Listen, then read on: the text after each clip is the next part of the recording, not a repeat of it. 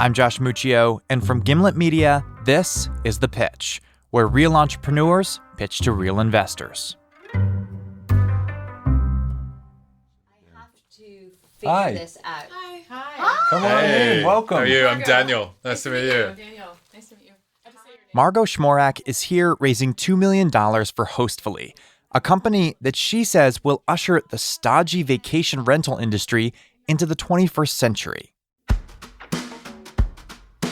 After working at 2 other Silicon Valley startups, Margot discovered that she loves the process of bringing new companies into the world, even though it can get a bit messy. Today, she's hoping the investors will roll up their sleeves and join her. Here's who she needs to convince. I'm Daniel Galati. Daniel is a serial entrepreneur turned VC with Comcast Ventures. I'm Jillian Manis. Jillian is a partner at Structure Capital and an angel investor on the side. I'm Phil Nadell. Phil is with Forefront Venture Partners, where he has over 2 decades of investment experience. I'm Nicole Verkent. Nicole runs a software company, and in her spare time, she's an angel investor. All right, here we go. So we get started here. Yes. Yeah. Please. So let's see. So I went to business school at Michigan. I went to work for Apple, and I was on the worldwide developer relations team. I left because I really wanted more visibility into what was going on in the company, and I knew that wasn't going to happen at Apple. So I went to an early stage startup called Coveroo. We did some really fun stuff there and realized that I love the fast pace of startup life. Like, I just love the challenge. I love the new problems. She loved the challenge so much that 2 years ago, she decided to start her own company. And I actually had 2 kids at the time, and I thought that I would be done, I'd be tired and I'd be not wanting that, but it was the opposite. I was like, no, I want more. Now, with her 3rd kid on the way, Margot's here to pitch her startup. The company name is Hostfully. It was my co-founder's idea. He's an Airbnb super host. He lives in San Francisco. So we started out with the idea that one of the biggest stress points when you're a traveler is how do I get to where I need to go when I go there, right? Where's the grocery store? Where's the coffee shop? How do I make sure that I enjoy the local things that are going to make this stay really special? Yeah. But we went to the Airbnb host conference a few months later to validate this idea. And we built a prototype, and it was an iPhone app. And we said, if you had a guidebook that you could send to your guests, a digital guidebook like this, would you pay for it? And we interviewed 200 people, and 197 of them said yes. So we were like, wow, there is something here. Hostfully started out making these digital guidebooks that property managers could share with their guests. And Margot and her co-founder saw a lot of success with that model. But that's not the company she's pitching today. This is the really exciting thing that just happened. We merged with another company in our space. Who? So it's called Orbi Rental. Orbi Rental had a very feature-rich platform solution. And Stefan, the CEO/CTO of Orbi Rental, we had been integrated with him for over a year. Our products had been integrated. So we popped the question around July or August of last year. I can't remember the date, actually. It was at a coffee shop, and it felt very much like dating, because I was like, hey, what do you think about a more serious relationship? And he was like, yeah, I'll think about it. And then he came right back within the 2 days, and he said, I'm really excited about it. I would love for you to be the CEO. I need a team. You guys are an awesome team. I've loved working with you. Let's do it. So we just did that about 3 weeks ago. And our revenue went from $11,000 to now $25,000 monthly revenue. Congrats. Yep, you heard that right. The Hostfully that Margot is here to pitch is just 3 weeks old. This is the first time any investor has gotten a peek at this new version of the company. And this is their new pitch. It is a platform for vacation rental companies, not Airbnb hosts, companies that manage multiple properties, to manage their business. And what I mean by that is it helps them take multiple properties and put them on different bookings platforms. We put them on Airbnb, VRBO, HomeAway, Booking.com, TripAdvisor.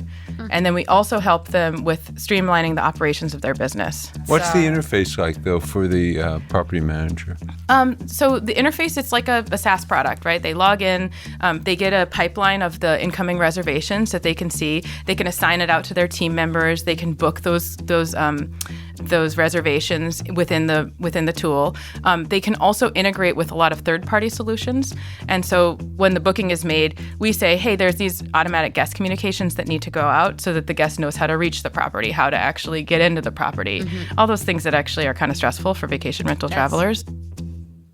This is pretty cool.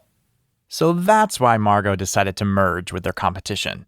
Instead of just providing a digital guidebook to guests, Hostfully can now help property managers run their entire business from one central hub. Now that the investors understand what the new business does, they're ready to analyze the hell out of it. How are you marketing? So our marketing is through primarily content marketing. Our number one growth source is actually referrals, which is awesome. Yeah. We developed a white paper last year on hospitality and vacation rentals, and we branded it. And my co-founder and I did it in like 3 weeks, and we've gotten 700 leads out of it. So we're very good at creatively doing that. It's actually prevented us from investing too much in paid marketing channels, which I'm totally fine with because I think like for this B2B niche solution, it's so hard to target effectively. Yeah. Yes. And Let it be product led. I think that's great. Product-led. What's your view on barriers to entry? My view on it is kind of you're so ingrained. I think the answer is like you're so ingrained in the workflow of these property management companies that it's kind of hard to rip out. But I was just wondering whether there's something more around defensibility. Yeah, there's definitely the first mover advantage, which is what you're talking about, where if we get in, we're super sticky. And you see that in the churn numbers. Well, on the Hostfully side, the churn is 0. The original Hostfully, there are two companies, right? Yeah. On the Hostfully side, the churn is 0. On the Orbi rental, the churn is it's not low. It's actually, we have a lot of inbound customers that are coming in. The APIs are a little bit funky. They leave, but we still have a lot of growth in that business. So, Well, what is the still, churn on that business? It's probably 30% right now. Annual. Yeah. You had 11. I'm not happy about that. That's why 1/3 of all customers. Yeah, are 1/3. leaving. And that's really bad. I side because this is a business we inherited and we're working on. So I know we can improve that. All these numbers Margot's talking about, that 30% of customers Orbi Rental is losing, represents what's tricky about a merger. You get all the company's new flashy features, plus any problems that might be lurking under the hood. What is your burn? What is our burn? Yeah. Oh, sorry. I just have to think for a second because we just merged. So I want to make sure to give you the Okay. right number. Our burn is around 25. Okay. And our revenue is around 25. So we're But these basically are break even. contracts. Okay. Yeah. Okay. We're within a month or two of break even. So you're not burning money? No. If you just think about the listing side, like the Airbnbs, the VRBOs, right? On one end of the spectrum, you've got a world where there is one listing monopoly. On the other end of the spectrum, you've got complete fragmentation on the listing side. Yeah. What is reality, I'm so glad you asked this question. and how does and how does that change over time? Yes. Yeah. So, okay, if you have a pie chart, Airbnb has 4% of the market. HomeAway has 11%. The rest of one half of it is online. Really? Okay. Other online providers. What? The rest is offline. This is in 2015, so the data is a little bit old. No. This is a Piper Jaffray report. I can show you the slide. I But have it in my bag. 2015. That's 2015. That's 2015. That's 3 years ago. It's So changed, but it's changed a Airbnb lot. they haven't even doubled their business since then. It's still it's a cottage industry. It's been neglected by technology for a really long time. And Airbnb, thankfully, has pushed all this forward. And the reason why they've pushed it forward is because consumers now are demanding hotel-like responsiveness when it comes to price and when it comes to time to book. Yeah.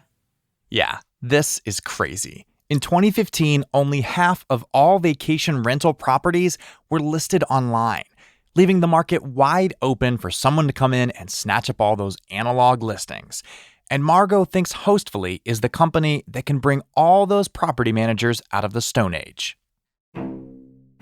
So when you think about your target market of managers of 50 to 100 properties, that's sort of your sweet spot. Yeah. How large a market is that? There are about 100,000 of these companies in the world, and they spend about $250,000 every year on software, so it's a $25 billion market.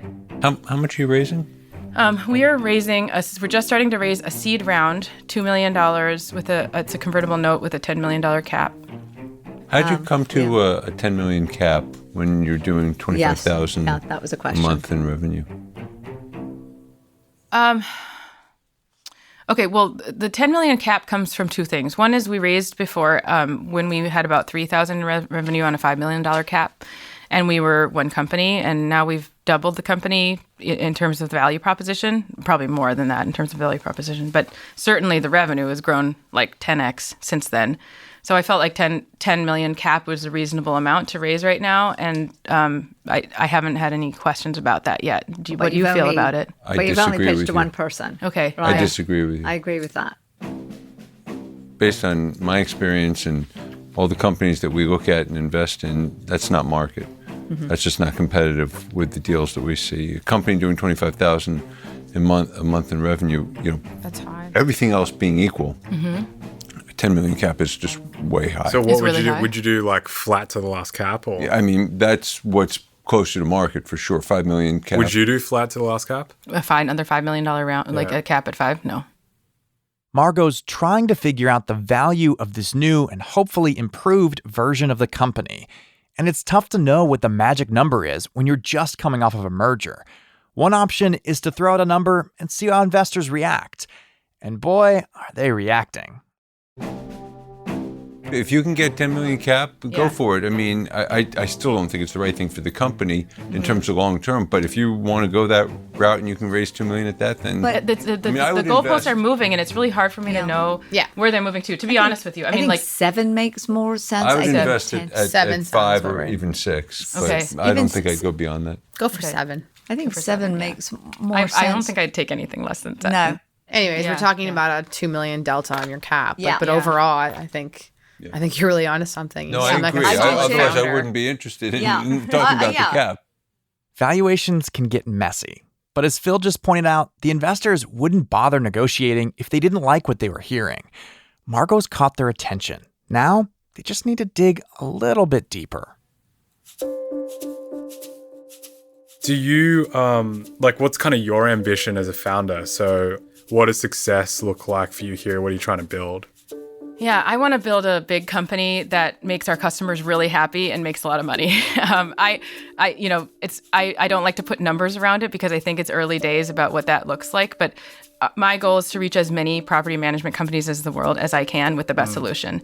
My other goals with this startup were I want to see what it's like for me to make the decisions once in a while. Like, I've worked for other people and I'm like, I think I can do this, And so now I'm doing it and it's going really well. And I see that continuing. My goals with the company are to build a great team that I love to work with. I want to have a great product that our customers love to use.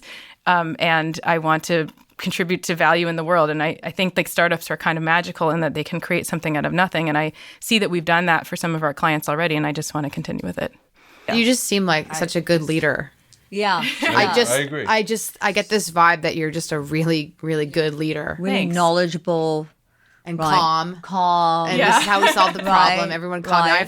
I have 2 kids at home. The third one's coming. This is nothing. Right. Everyone calm down. I It's think all true. fair I in actually this think way. people who have children use their time more wisely, women who do, because they really have to. They don't have a choice. And so I really find that time management, interesting enough, for working mothers is more efficient. They work more efficiently. I totally because they don't agree. have a choice. Yeah. Right. And you just don't have the You don't have the- energy to spin out over That's something right. at work. That's It's right. like you get into a conflict at work, like Yeah. you resolve it and you move on Yes. because like you got to work. Yes. And you're not going to think about it at 9 p.m. at night because you're Yeah. going to be putting your Yeah, kids to to get bed. your kids to bed. Yeah. Yeah, absolutely. So, no, it's Fantastic. actually, I considered that an advantage of having children because it balances you in that way. And it's like sort of an unspoken thing. I remember being young and single and not being married and not having kids and having all this time to spin about what happened Yes. at work and what should I do differently. And like, Yes. it's not very productive. It's decision time. The investors have put Margot to the test, but she stood her ground. Now it's time to see what they think. Here's Phil.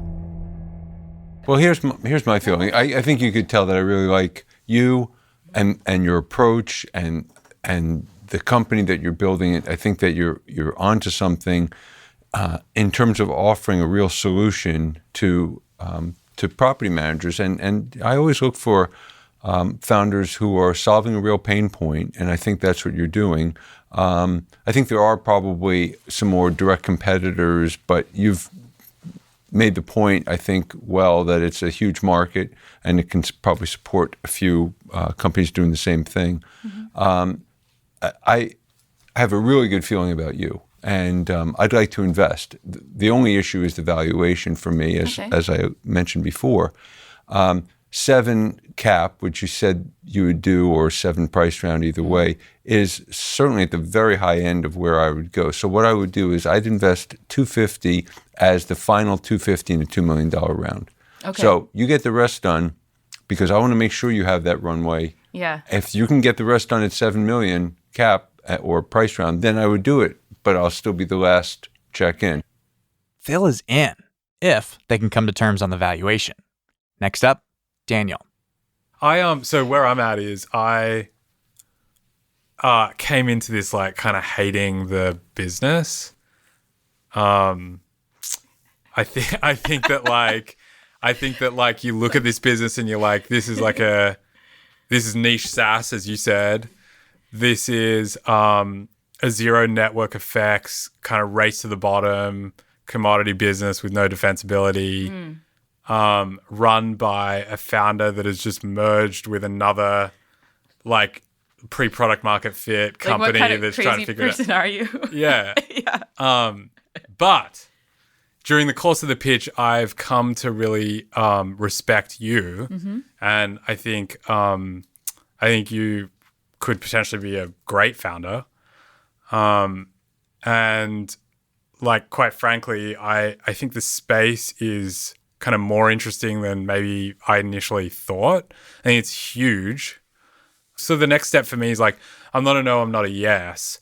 So I think, if you're up for it, would love to kind of walk through the product with you and just kind of hear your updated thoughts on the round. Yes. Yeah, that and feedback on you. Yeah. Okay. Yeah. Yep. So why don't we take those next steps? Okay. Awesome. Thank you. Jillian?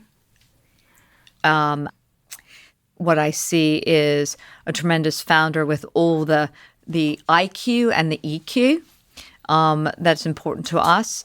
Your execution and your ability to really assess the challenges and be very transparent. I was struck by that, the transparency.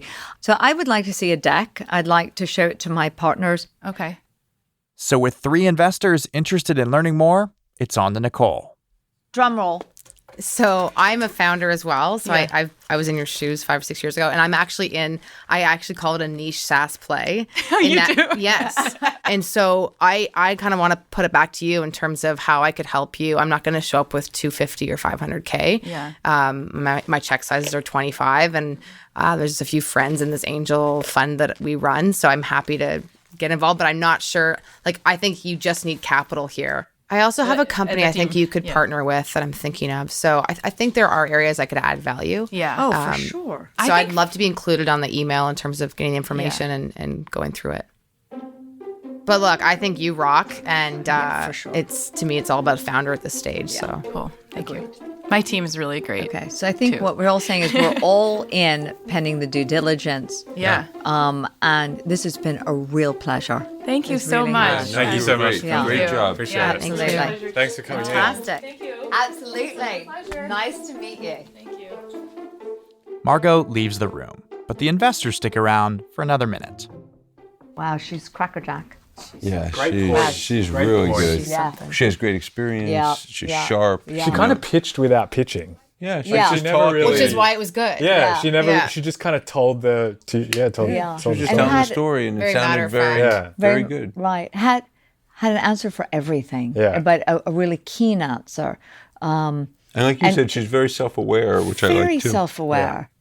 I just love these old stodgy industries that are Yes. all paper because there's no one else there. Like I find so many startups are young people, they're out of university, Yes. and like what do they know about life? They know Yes. how to order pizza more efficiently Yes. and how to date. Yes. But like then you have to to me it's about finding these pockets of industries that are old school Right. that There's so many are of them. right?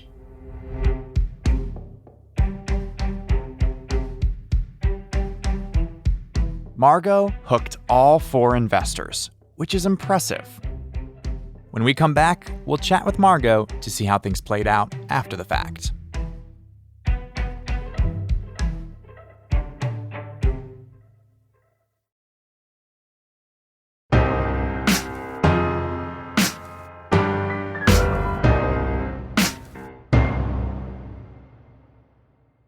Welcome back. We caught up with Margot 3 months after her pitch, and not a moment too soon.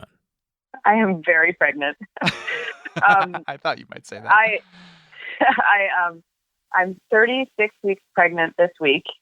And for those of you who are not parents, this is kind of the last stretch when you start to just get really tired and it's hard to move around. I'm actually feeling very mentally clear though, which has been a nice surprise. Huh. And it's great. I'm punching out my last list of 30 things to do before I try to go on maternity leave in a week and a half. Oh my goodness. I'm glad we're sneaking in this call when we are. Okay, so switching to the other 50% of your life. I don't know if it's an equal balance, but how is the fundraising round going? The fundraising round is going well. I have several interested investors. I haven't pulled the trigger on opening the round formally yet because I just wanted to make sure that I had enough time to do everything properly. And so I actually reached out to all of them recently and said, hey, putting a pause. Everything's going really well with the business. It's just not the right time for me to jam in closing around before I deliver, especially because that's kind of an ambiguous date. I could go into labor tomorrow, right? So it didn't seem fair to the investors, to the team, to me, and we're fine.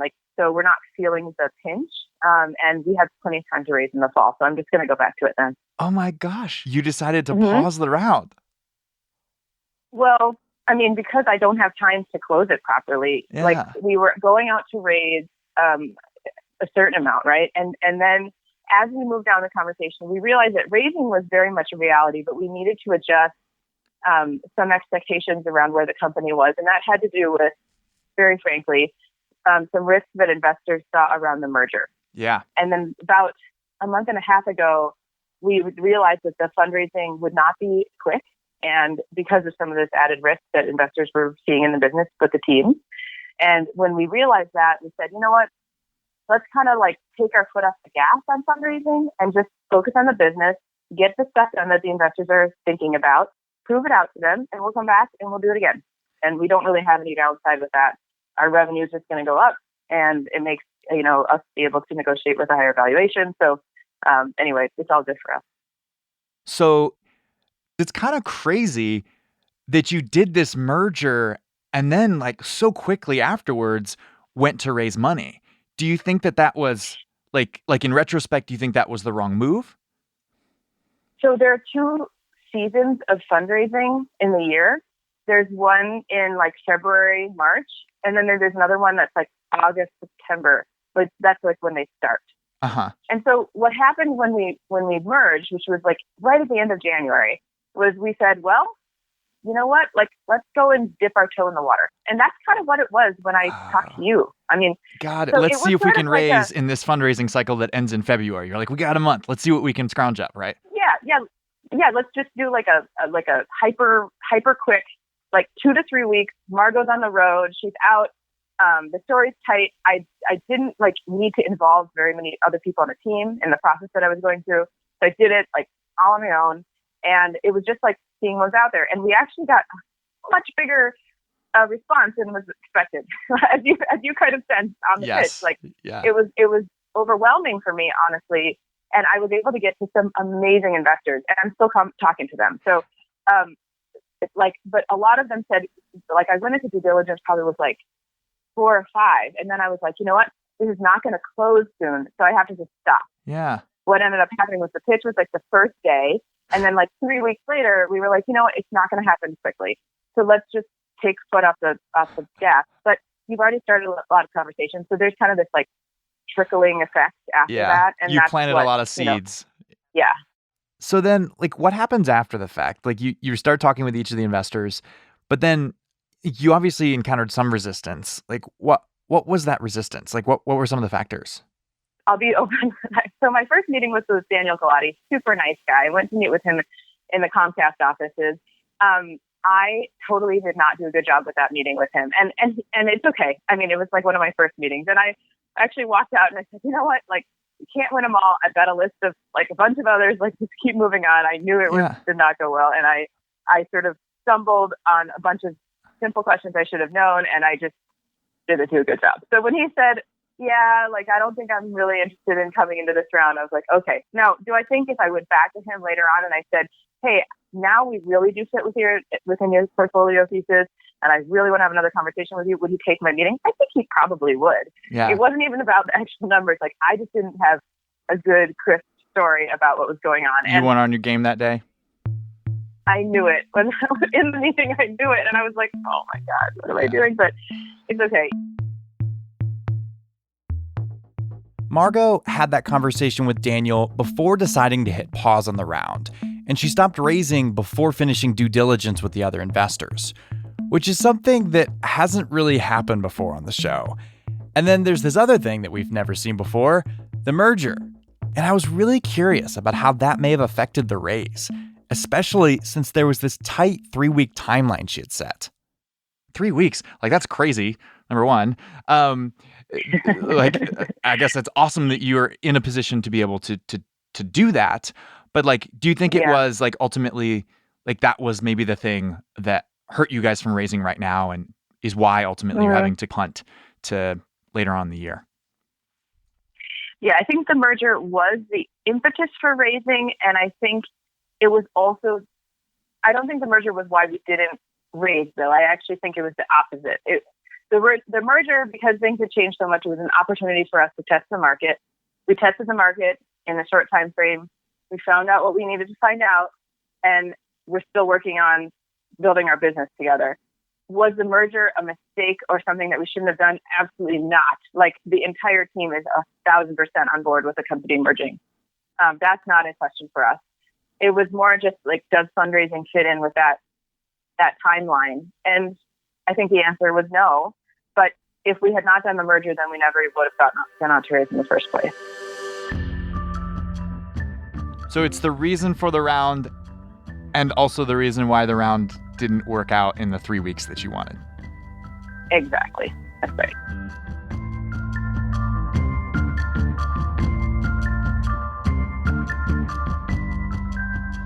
Margot was trying to do something pretty ambitious.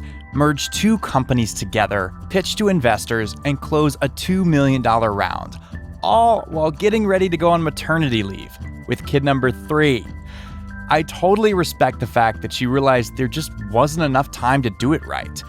And she told me she'd be picking things back up with the investors again in the fall.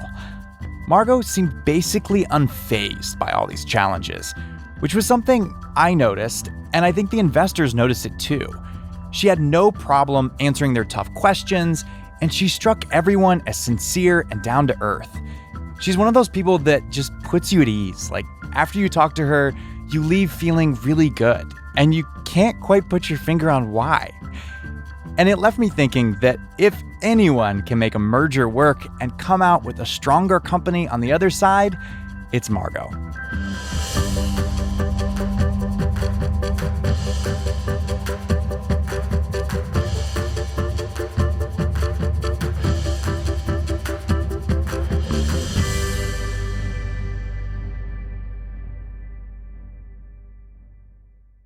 Hey, one more thing real quick. I wanted to let you know about something new that we're doing that I'm really excited about.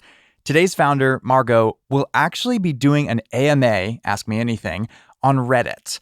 And it starts on Thursday, May 24th at 2 p.m. Eastern, 11 a.m. Pacific.